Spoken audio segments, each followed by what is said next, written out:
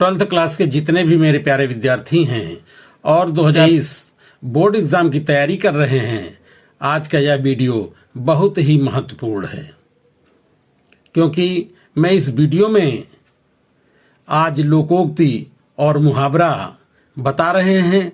जो 2 अंक के आते हैं वे 2 अंक अपने पक्के कर लें। इस वीडियो को शुरू से लेकर अंत तक जरूर देखें। यदि आपने अभी तक चैनल को सब्सक्राइब नहीं किया है तो सब्सक्राइब जरूर कर लें तथा लाइक करना भी न भूलें और अपने दोस्तों में ज्यादा से ज्यादा लोगों को शेयर करें। आगे मुहावरे एवं लोकोक्तियां। मुहावरा का अर्थ क्या होता है? मुहावरा मूलतः अरबी शब्द है जिसका अर्थ है बातचीत। मुहावरे में प्रयुक्त शब्दों के स्थान पर पर्यायवाची शब्द नहीं रखा जा सकता है, उसे मुहावरा कहते हैं। लोकोक्ति। लोकोक्तियां प्रायः किसी घटना या प्रसंग पर आधारित होती हैं और जीवन के सत्य अनुभव को प्रकट करती हैं। इनका प्रयोग बोलचाल की भाषा में अधिक होता है, उन्हें कहावतें कहते हैं। मुहावरे एवं लोकोक्ति में अंतर। मुहावरा किसे कहते हैं? मुहावरा वाक्यांश होता है और लोकोक्ति वाक्य होते हैं। नंबर 2 है अंतर। मुहावरों में लक्षणा की प्रधानता होती है और लोकोक्तियों में व्यंजना की प्रधानता होती है। लक्षणा किसे कहते हैं? जहां मुख्य अर्थ की बाधा होती है उसे हम लक्षणा कहते हैं। जैसे कहा जाए कि मेरा घर सड़क पर है, तो मेरा घर सड़क पर है तो सड़क पर तो हो नहीं सकता है, अर्थात सड़क के किनारे है, तो इसमें ये लक्षणा कहलाता है। और लोकोक्ति में व्यंजना की प्रधानता होती है। व्यंजना कहते हैं व्यंग्य अर्थ होता है। व्यंजना को कहा जाता है कि जैसे रमेश गधा है, तो रमेश गधा तो नहीं हो सकता है क्योंकि रमेश तो इंसान है, इसलिए यह व्यंग्य किया गया है। इसलिए व्यंजना को जब व्यंग्य किया जाता है उसे व्यंजना कहते हैं। और जहां मुख्य अर्थ की प्रधानता न हो, मुख्य अर्थ की बाधा हो, उसे हम लक्षणा कहते हैं। यही लक्षणा और व्यंजना में अंतर होता है। तीसरा है मुहावरा केवल गद्यात्मक होता है, लेकिन लोकोक्तियां गद्यात्मक व पद्यात्मक दोनों होता है। नंबर 4 है मुहावरों के अंत में ना अनिवार्य रूप से जुड़ा रहता है। ये वेरी वेरी इंपॉर्टेंट है कि मुहावरों के अंत में ना अनिवार्य रूप से जुड़ा रहता है, लेकिन लोकोक्तियों के अंत में ना जुड़ा होना अनिवार्य नहीं है। नंबर 5 है मुहावरा में मुहावरा भाषा में सजीवता या चमत्कार लाने के लिए प्रयुक्त होता है। और लोकोक्ति क्या है? लोकोक्ति का प्रयोग किसी कथन की पुष्टि के लिए होता है। यही मुहावरा और लोकोक्ति में अंतर होता है। अब देखिए इनके उदाहरण। ये मुहावरा हैं। विगत वर्षों की परीक्षाओं में ये उदाहरण पूछे गए हैं, इसलिए हर उदाहरण इसका इम्पोर्टेंट है, इसलिए इसे याद कर लें। देखिए पहला उदाहरण है अंधे की लाठी। अंधे की लाठी का अर्थ होता है एकमात्र सहारा। दूसरा है अंगूठा दिखाना, इसका अर्थ होता है मना कर देना। अगला है आंखों का तारा होना, इसका अर्थ होता है अत्यंत प्रिय होना। और इनके वाक्य प्रयोग आसानी से बनाए जा सकते हैं, इसलिए हमारे बच्चे इनका वाक्य प्रयोग कर लेंगे। अगला है आग बबूला होना, इसका अर्थ होता है अत्यधिक क्रोधित होना। ये आस्तीन का सांप, ये वेरी वेरी इंपॉर्टेंट है, बहुत बार पूछा गया है परीक्षाओं में, इसलिए आस्तीन का सांप इसका अर्थ होता है कपटी मित्र होना, या कपटी मित्र। अगला है ईंट से ईंट बजाना, इसका अर्थ होता है समूल विनाश करना। अगला है मुहावरा उड़ती चिड़िया पहचानना, इसका अर्थ होता है वास्तविकता को समझ जाना। उल्लू सीधा करना, इसका अर्थ होता है स्वार्थ सिद्ध करना। अगला है ऊंट के मुंह में जीरा, इसका अर्थ होता है आवश्यकता से कम। अगला है 1 और 1 11 होना। इसका अर्थ होता है संगठन में शक्ति होना। अगला है 1 अनार 100 बीमार। ये भी वेरी वेरी इंपॉर्टेंट है। इसका अर्थ होता है एक वस्तु के अनेक ग्राहक। अगला है ओखली में सिर देना। इसका अर्थ होता है जानबूझ मुसीबत मोल लेना।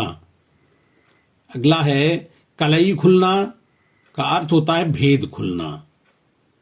अगला है खेत रहना। यह भी बहुत बार पूछा गया है परीक्षाओं में। खेत रहने का अर्थ होता है युद्ध में मारा जाना। अगला है गागर में सागर भरना। संक्षेप, इसका अर्थ होता है संक्षेप में बहुत कुछ कह देना। अगला है घड़ों पानी पड़ना, लज्जित होना। इसका अर्थ होता है लज्जित होना। अगला है चिराग तले अंधेरा का अर्थ होता है सुविधा देने सुविधाओं से वंचित है। चिकना घड़ा होना। अगला है चिकना घड़ा होना। इसका अर्थ होता है बात का असर न होना। अगला है छाती पर मूंग दलना। इसका अर्थ होता है अत्यधिक कष्ट देना। अगला है टोपी उछालना। यह भी बहुत इंपॉर्टेंट है, कई बार परीक्षाओं में पूछा गया है। टोपी उछालना, बेइज्जती करना। अगला है ठकुर सुहाती करना का अर्थ होता है खुशामद करना। अगला है ठोकर लगना का अर्थ होता है हानि उठाना। अगला है डोरे डालना का अर्थ होता है प्रेम में फंसाना। अगला है 9 2 11 होना का अर्थ होता है भाग जाना। अगला मुहावरा है नाक रगड़ना, विनती करना। इसका अर्थ होता है विनती करना। और अगला है पेट में दाढ़ी होना। यह भी इंपॉर्टेंट है, बहुत बार पूछा गया है परीक्षाओं में। पेट में दाढ़ी होना, कम उम्र में अधिक जानना। इसका अर्थ है कम उम्र में अधिक जानना। अगला है श्री गणेश करना का अर्थ होता है प्रारंभ करना। और पौबारा होना, यह भी इंपॉर्टेंट है। पौबारा होना, खूब लाभ होना। ये इंपॉर्टेंट लोकोक्तियां हैं जो विगत वर्षों में पूछी गई हैं। पहली है अपनी करनी पार उतरनी। इसका अर्थ होता है जैसा करना वैसा भरना। अगला है आधा तीतर आधा बटेर। इसका अर्थ होता है बेतुका मेल। अगला है आम के आम गुठलियों के दाम। ये बहुत ही इंपॉर्टेंट है, कई बार परीक्षाओं में पूछा गया है। आम के आम गुठलियों के दाम, इसका अर्थ होता है दोहरा लाभ। अगला है आंख का अंधा गांठ का पूरा। इसका अर्थ होता है धनी मूर्ख। अगला है आगे नाथ न पीछे पगहा। इसका अर्थ होता है पूर्ण स्वतंत्र होना। अगला है अकेला चना भाड़ नहीं फोड़ सकता। इसका अर्थ होता है अकेला व्यक्ति कोई बड़ा काम नहीं कर सकता। अगला है अध जल गगरी छलकत जाए। इसका अर्थ होता है कम होने पर अधिक दिखावा। अगला है खोदा पहाड़ निकली चूहिया। इसका अर्थ होता है कठिन परिश्रम थोड़ा लाभ। अगला है गंगा गए गंगादास जमुना गए जमुनादास। इसका अर्थ होता है सिद्धांतहीन व्यक्ति, अर्थात जिसे कहते हैं दल बदलू। अगला है घर की मुर्गी दाल बराबर। इसका अर्थ होता है अपनी वस्तु का कोई महत्व नहीं। अगला है चमड़ी जाए पर दमड़ी न जाए। यह बहुत इंपॉर्टेंट है, कई बार परीक्षाओं में पूछा गया है। चमड़ी जाए पर दमड़ी न जाए, इसका अर्थ होता है अत्यधिक कंजूस होना। अगला है चोर की दाढ़ी में तिनका। इसका अर्थ होता है अपराधी व्यक्ति सदैव सशंकित रहता है। अगला है चिराग तले अंधेरा। इसका अर्थ होता है अपना दोष स्वयं दिखाई नहीं देता। अगला है एक अनार 100 बीमार। यह बहुत इंपॉर्टेंट है, कई बार विगत परीक्षाओं में पूछा गया है। एक अनार 100 बीमार, इसका अर्थ होता है कम वस्तु चाहने वाले अधिक। अगला है कहाँ राजा भोज कहाँ गंगू तेली, इसका अर्थ होता है बेमेल जोड़। अगला है तू डाल डाल मैं पात पात, इसका अर्थ होता है तुम होशियार मैं महा होशियार। अगला है थोथा चना बाजे घना, यह भी बहुत इंपॉर्टेंट है, कम योग्यता होने पर अधिक योग्यता का दिखावा करना। अगला है चमड़ी जाए पर दमड़ी न जाए, इसका अर्थ होता है कंजूस होना। अगला है धोबी का कुत्ता घर का न घाट का, इसका अर्थ होता है कहीं का न होना। अगला है न रहे बांस न बजेगी बांसुरी, इसका अर्थ होता है झगड़े को समूल नष्ट करना। अगला है नाच न जाने आंगन टेढ़ा, इसका अर्थ होता है योग्यता न होने पर बहाने बनाना। अगला है बंदर क्या जाने अदरक का स्वाद, ये इंपॉर्टेंट है, बंदर क्या जाने अदरक का स्वाद, गुड़हीन गुड़ को नहीं पहचानता।